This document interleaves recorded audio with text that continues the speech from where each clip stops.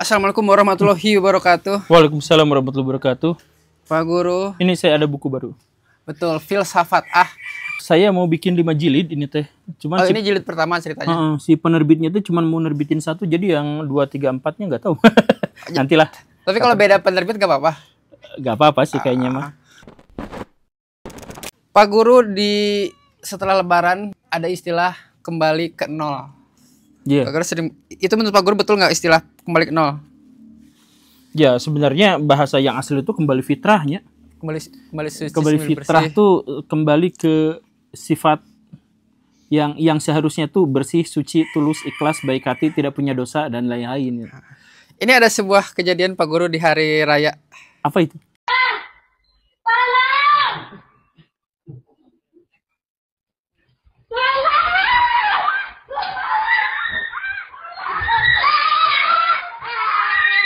Ada sebuah perampokan pada saat orang-orang anak kecil pada saat orang-orang sholat Id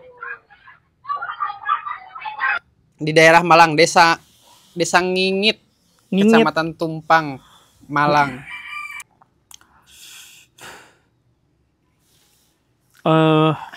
Saya miris dan saya turut prihatin atas korban. Apalagi tadi ada anak kecil lari-lari, kasihan banget ya. Jamret kayaknya perhiasannya. Tapi sederhananya gini sih. Memang statistik pencurian, perampokan, begal, penipuan itu meningkat drastis 10 hari menjelang Lebaran sampai H+2. Sampai H+2. Jadi kriminalitas naik karena tuntutan masyarakat bahwa kalau misalkan Lebaran tuh harus pamer. Oh kan ada video Pak Guru anak-anak muda mencuri kotak amal dengan alasan untuk membeli baju Lebaran buat neneknya. Iya itu dia. Jadi kita tuh punya tradisi Lebaran tuh yang agak nyeleneh gitu. Jadi si Lebaran itu dikaitkan dengan tradisi Cina. Angpau, kumpul keluarga nanya kapan nikah gitu kan, sebenarnya itu tuh tradisi Chinese gitu. Ya nggak apa-apa kalau Chinese mah, karena memang mereka tuh memang sudah melengkapi dengan budaya finansial yang bagus gitu. Kayak angpau gitu, kalau nggak punya duit mah 5.000 isinya juga 5.000 gitu. Ya tapi intinya budaya Indonesia dengan budaya Cina itu punya perbedaan dan masing-masing itu bagus. Tapi kalau misalkan dihubungkan, dikaitkan, nah itu biasanya ada serpihan-serpihan budaya yang tertinggal dan akhirnya dampaknya jadi buruk. Kayak tradisi di Indonesia, tradisi Lebaran. Kumpul keluarga, pamer-pamer, harus nunjukin pacar juga bahwa kita sudah ada, tanda kita mau menikah gitu ya. Kemudian harus bawa iPhone. Faktanya bahwa penyewaan iPhone naik drastis. Saya punya iPhone nih, saya nggak nyewa nih. Tapi dikasih. Nah itu fakta Baraya. Jadi Lebaran kita justru akhirnya apa? Karena beban sosial yang begitu tingginya terhadap Lebaran, maka angka pencurian meningkat, angka penipuan meningkat, angka kejahatan meningkat di Indonesia gara-gara hal itu. Jadi Lebaran, please, seharusnya kita memberikan lebih banyak makanan, sumbangan kepada orang-orang fakir miskin. Yang terjadi adalah kita lomba pamer-pameran, iPhone nepika harus nyewa, pacar harus nyewa dan lain-lain gitu ya. Ya akhirnya, ya sekali lagi bukan untuk membenarkan si pencuri tadi itu, cuman kita kayaknya salah tradisi dalam hal ini tuh. Kalau tradisi ini Pak Guru selalu terjadi setiap kali mudik. Panturanya. Ini sampai tengah jalan loh. Pengemis. Udah sempat dibubarin. Iya, itu pengemis. Paginya, malamnya ada lagi. Aduh. Ini tradisi yang boleh nggak sih yang gini-gini tuh dimusnahkan gitu meskipun katanya tradisi? Sejak kapan itu tradisi itu? Oh, sudah lama Pak Guru, udah lama, hampir setiap tahun. Tradisi itu bagian dari unsur kebudayaan, dan unsur kebudayaan itu harus diambil dari kata budayanya itu, yaitu kebajikan, budi pekerti. Jadi ya kalau itu kan tidak berbudi. Kalau misalkan mau dapat duit ya kerja, bukannya ngemis. Kalau ini itu bayangin sampai berapa ratus orang di situ yang ngantri buat sapu-sapu jalan. Dan celakanya itu letak apa yang namanya tengah jalan. Jadi macet kan? Macet. Atas nama budaya. Tapi ini ada. Itu bukan atas nama budaya ya, itu ngaco tuh. Tradisi. Jangan ngikutin wamen agama itu yang ngomongin malak tuh budaya. Ormas. Itu fenomena budaya Lebaran Indonesia sejak dahulu kala, nggak perlu kita persoalkan. Ya mungkin ada yang lebih, ada yang kurang, dan sebagainya. Ya kadang-kadang dapat, kadang-kadang enggak gitu juga. Tapi ada gerakan dari gubernur baru kita. Kang Deddy. Di beberapa kota yang suka bikin macet, nggak usah beroperasi, tapi saya kasih sejuta. Itu bagus ya menurut Pak Guru, gebrakan-gebrakan seperti itu. Berarti dia nggak kerja itu atau gimana? Jadi kan biasanya pada saat mudik tuh terminal tuh macet, angkot-angkot yang ngetem. Nah, kata Kang Deddy teh, ini rombongan sopir angkot.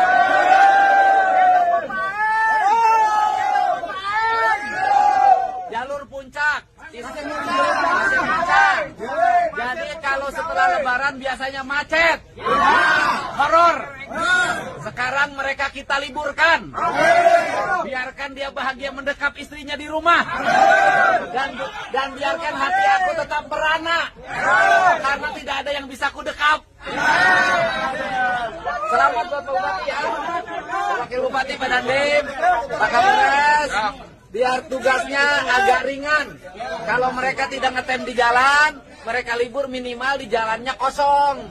Ya macetnya tidak terlalu parah ya. Macet tagihan, macet penghasilan, kan itu bisa diatasi. Oke. Dan ingat buat warga Bogor nanti jangan ada pungli-pungli ya. Jangan ada mengutin bikin penyesatan. Silakan Bupati himbau. Untuk seluruh masyarakat Kabupaten Bogor, kita mengikuti langkah yang diberikan pemerintah Provinsi Jawa Barat, Gubernur Jawa Barat. Kita akan tindak tegas segala tindak premanisme di Kabupaten Bogor. Ya, sekarang ada Satgas Anti Preman, dan mereka jadi preman. Selama seminggu preman, dia menjadi laki-laki yang bebas, tidak kerja, punya duit, tadi carikan ke pemajikan. Oke? Yes. Well, barudak. Maksudnya dia nggak boleh ngetem di mana aja gitu atau Nggak boleh beroperasi, weh? nggak boleh beroperasi tapi dikasih sejuta. Tapi dia kerjanya apa? Ya di rumah aja, di videonya mah udah marahnya di arimahnya senang. Saya belum tahu sih, tapi kalau begini ini hanya untuk solusi jangka pendek sih nama. Ya hanya untuk biar nggak macet. Kalau misalkan terus-terusan kayak gitu, kita membutuhkan solusi yang jauh lebih komprehensif. Nah, sebabnya kalau misalkan nggak kerja tapi dikasih kompensasi sejuta, saya juga mau. Kalau ini gebrakan di Jawa Barat soal pajak ya kalau misalkan nunggak pajak dihapuskan, yang penting bayar pajak yang terbaru. Saya setuju itu. Jadi kan selama ini yang kaya itu yang dapat tax amnesty itu kan yang ya itu. Ya kalau misalkan yang bawah-bawah dapat juga kayak gitu ya bagus lah. Jadi sebenarnya sekarang itu sistem perpajakan kita adalah salah satu yang paling ngaco, paling nggak jelas di dunia. Itu sudah ada ininya ya, sudah ada laporannya. Salah satu yang paling buruk di dunia. Nah, kenapa seperti itu? Karena sistem pajak kita tuh nggak pernah punya regulasi yang pasti dan jelas. Kalau misalkan mau diskusi soal ini, hayu, saya juga pernah diskusi beberapa kali dengan itu ya. Tapi kita tuh nggak ada yang jelas. Bahkan Kortak sekalipun tuh nggak jelas. Gitu.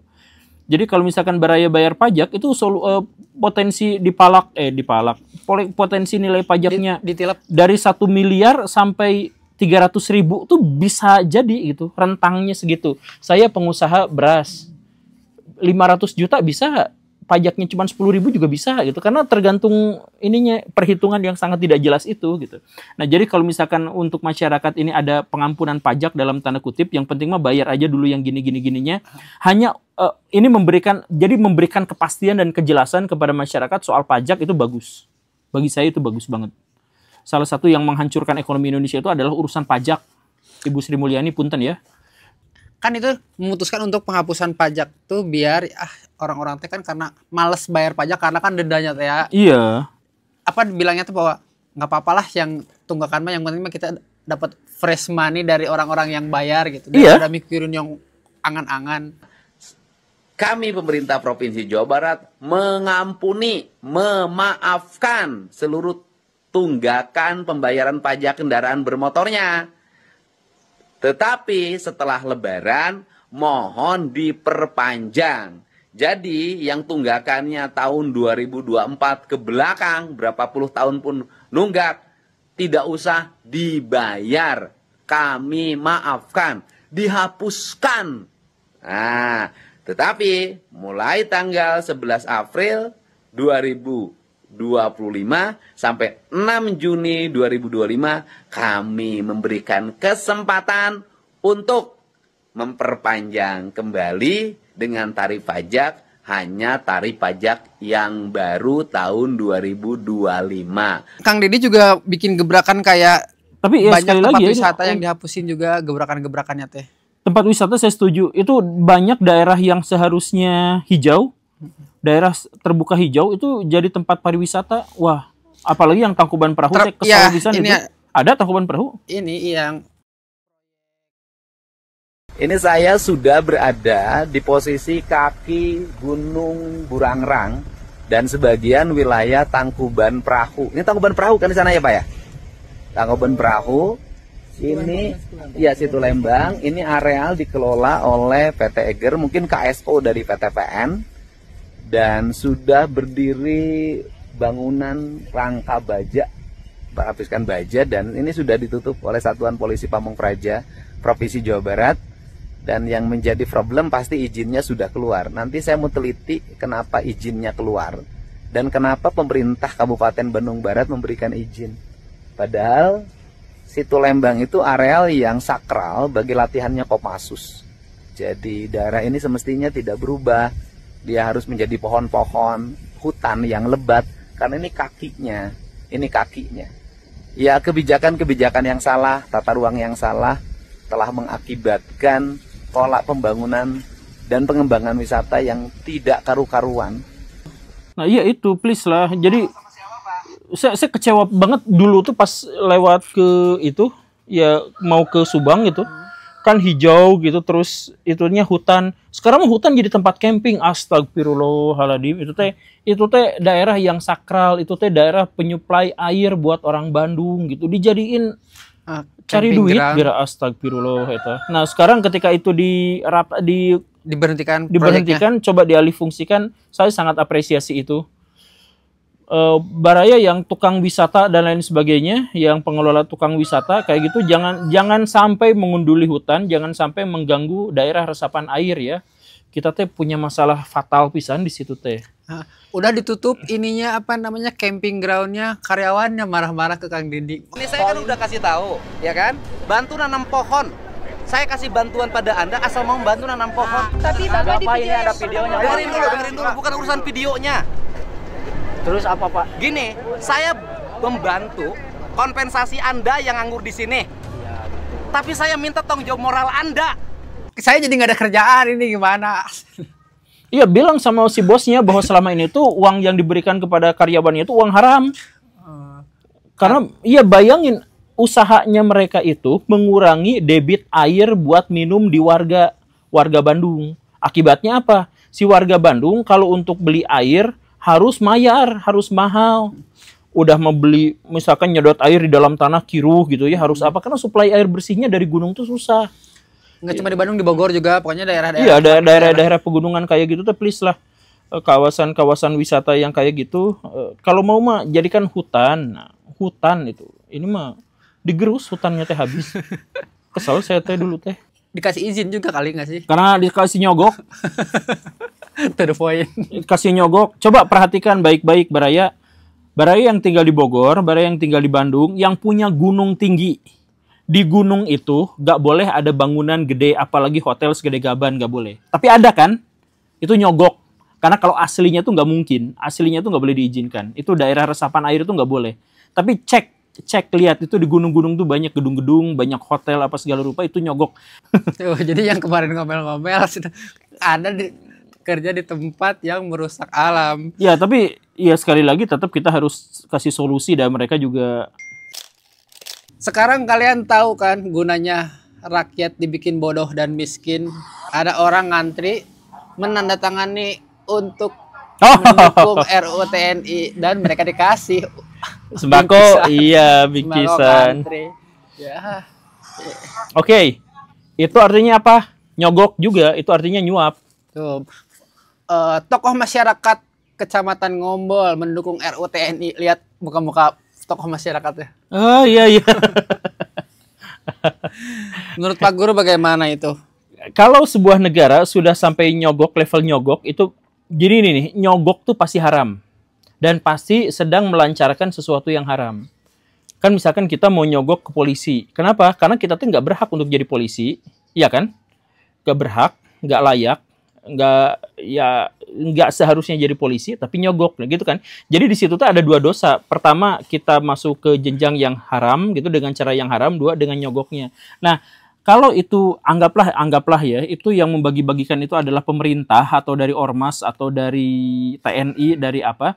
Mereka sampai nyogok seperti itu, artinya mereka memang tidak didukung, artinya mereka memang tidak diinginkan.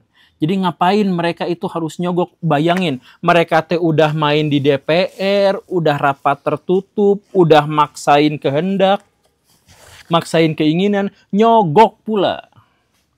Dan nyogoknya kepada orang-orang yang sedang membutuhkan. Jadi mereka secara sistematis dimiskinkan, secara sistematis dibodohkan, dan setelah itu mereka dieksploitasi. Mereka digunakan tanda tangannya, suaranya untuk kepentingan-kepentingan pihak penjahat.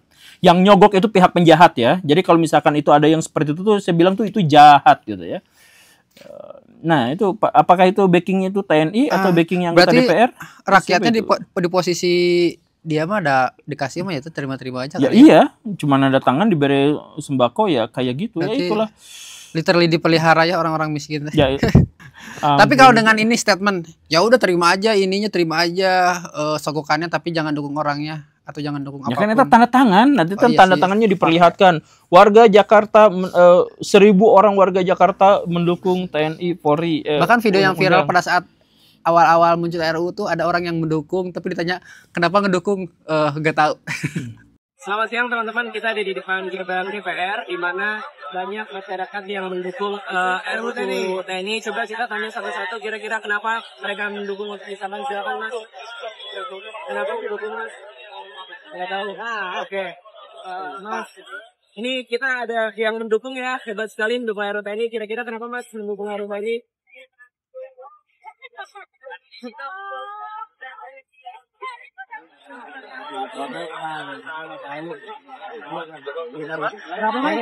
apa-apa Mas, dijawab aja, gak apa-apa, santai aja Mas. Tapi mendukung ya? Tapi tahu kenapa gitu ya? Oke, gak apa-apa. Mungkin Masnya sama ya? Sama. Nggak tahu juga Mas. Oke. Siap. Demo mereka bayaran, tanda tangan mereka bayaran, menghimpun orang juga semuanya bayaran. Fix penjahat. Penjahat. Apakah itu di belakangnya DPR, di belakangnya TNI, siapapun itu penjahat. Atau di belakangnya jangan-jangan Pak Prabowo. Kalau Pak Prabowo melakukan hal ini sebagai backing, itu juga Pak Prabowo berarti penjahat. Nyogok. Berarti nyogok itu apa? Ya korupsi juga, itu bagian dari korupsi. Jadi korupsi itu kan banyak, ini salah satunya korupsi. Oh ini sama ini Pak Guru, video Ferry Irwandi kan seolah-olah dia tuh diancam. Terus banyak juga tweet yang mengatakan Najwa Shihab kemana ya tidak bersuara, apakah mereka bungkam atau dibungkam. Pak Guru juga sebagai orang yang selalu membahas hal-hal di pinggir jurang, ada nggak sih tanda nih kalau misalkan Pak Guru dibungkam itu tandanya apa? Tidak, saya mah tidak dibungkam, cuman kemarin Enigma crash. Nah itu saya tuh nggak tahu itu teh. API-nya teh istilahnya teh itunya teh mungkin hilang gitu atau gimana, saya juga nggak tahu. Nah kalau Ferry Irwandi saya tuh ngontak dia tapi gak dibales, kenapa ya nggak? Tapi emang dari dulu mah dia tuh susah dikontak teh. Ibu Najwa Shihab saya juga tidak tahu ya, cuman memang apa ya, bahkan yang demo juga nggak ketahuan gitunya, jarang masuk TV. Sampai sejauh ini saya tidak dapet ini karena saya mah pakai ini kan. pakai cara yang bijak. Tapi kekhawatiran tetap ada ya. Apa? Soal pembungkaman seorang guru gembul. Ya makanya saya bersuara tuh gara-gara agar tidak ada pembungkaman gitu. Ya tapi gini, kalau misalkan pemerintah sampai membungkam, ginilah Pak Prabowo dan orang-orang yang atau siapapun yang diduga ini pro terhadap undang-undang Polri, undang-undang TNI dan sebagainya yang isinya diantaranya adalah diindikasikan pembungkaman. Kalau misalkan mereka menggunakan cara-cara membungkam, tidak mensosialisasikan, rapat tertutup, menyuap orang bikin demo tandingan, mengerahkan massa yang bayaran dan lain sebagainya, maka cara yang salah digunakan untuk menutupi sesuatu yang salah. Kebohongan ditutupi dengan kebohongan yang lain. Jadi pasti kalau memang sudah seperti itu skenario-nya, ya udah kita berhadapan dengan para penjahat. Saya nggak tahu, sekali lagi Ferry Irwandi itu benar-benar, Kang Ferry itu ya benar-benar dibungkam atau gimana, saya juga nggak tahu. Saya nonton videonya, misi cocokologi gitu. Memang ada nanti sih ada misteri-misteri, tapi saya nggak tahu itu tuh misi cocokologi atau gimana gitu. Saya juga nggak ngambil keputusan dari situ gitu. Cuman ya saya mah tetap mendukung pemerintah selama pemerintah itu baik. Tapi kalau pemerintahnya tidak baik sampai membungkam masyarakat, bikin skenario, bikin kejahatan, bikin rekayasa dan lain-lain, ya nggak bisa. Jadi Anda berada di negara Indonesia, semangat. Warga-warga Indonesia semangat. Mungkin seperti itu. Tapi mereka belum punya ini kan? Belum punya apa? Bukan punya sihir kayak si Wanda gitu. Jadi ngebungkam tuh beneran ngebungkam, nggak bisa ngomong gitu, mulutnya hilang gitu. Itu Wanda di lawan Fantastic Four. Illuminati dimensi sekian gitu. Wanda lawan Dr. Strange. Terima kasih Pak Guru untuk hari ini. Sampai jumpa besok. Assalamualaikum warahmatullahi wabarakatuh. Waalaikumsalam warahmatullahi wabarakatuh.